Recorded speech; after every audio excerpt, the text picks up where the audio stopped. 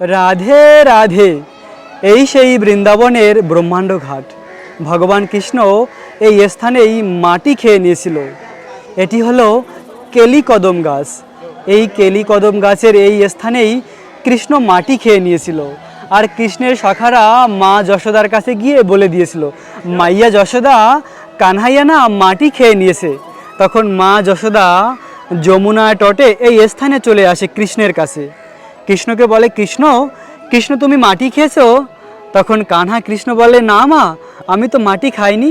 তখন মা যশোদা বলে, তুমি হাঁ করো, আমি দেখব তোমার মুখের ভিতরে তুমি মাটি খেয়েছো কিনা। তখন শ্যামসুন্দর কৃষ্ণ হাঁ করেছিল। আর কৃষ্ণের মুখের ভিতরে মা যশোদা অনন্ত কোটি ব্রহ্মাণ্ড গ্রহ নক্ষত্রকে দর্শন করেছিল।